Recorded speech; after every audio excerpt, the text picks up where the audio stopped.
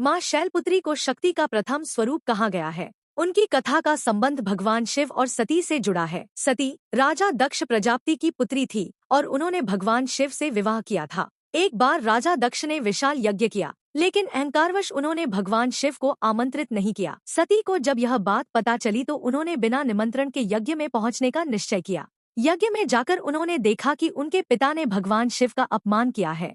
यह सती से सहन न हुआ। उन्होंने यज्ञ अग्नि में कूदकर अपने प्राण त्याग दिए। सती के वियोग में भगवान शिव क्रोधित होकर तांडव करने लगे। तब भगवान विष्णु ने अपने सुदर्शन चक्र से सती के शरीर के टुकड़े कर दिए। उन टुकड़ों से 51 शक्ति पीठ उत्पन्न हुए। इसके बाद सती ने हिमालय पर्वतराज के घर पुनर्जन्म लिया।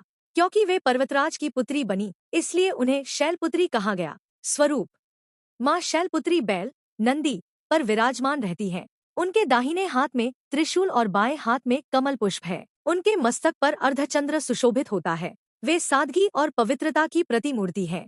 महत्व और उपासना: माँ शैलपुत्री की पूजा नवरात्रि के पहले दिन की जाती है। माना जाता है कि साधक यदि प्रथम दिन सही प्रकार से पूजा कर ले तो उसकी साधना सफल होती है।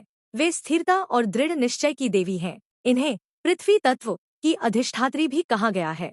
पूजा विधि: सुबह स्नान कर स्वच्छ वस्त्र पहनें। 2. पूजा स्थान को शुद्ध करें और वहां माँ शैलपुत्री का चित्र या प्रतिमा स्थापित करें। 3. कलश स्थापना करें और उसमें गंगाजल, सुपारी, चावल, दूर्वा आदि रखें। 4. माँ शैलपुत्री को धूप, दीप, अक्षत, पुष्प अर्पित करें। 5. सफेद वस्त्र, सफेद फूल और घी का भोग उन्हें विशेष प्रिय है। 6. मंत्र का जाप करते हुए माँ की आराधना करें। मंत्र और स्तुति: बीज मंत्र: देवी शैलपुत्र्य नमः। ध्यान मंत्र: वंदे वांछितलाभाय चंद्रार्थ कृत शेखराम वृषारूढ़ा शूलधरा शैलपुत्री यशस्विनी। फल और आशीर्वाद: माँ शैलपुत्री की पूजा से मनुष्य को जीवन में स्थिरता मिलती है। मानसिक शांति और आत्मबल की वृद्धि होती है।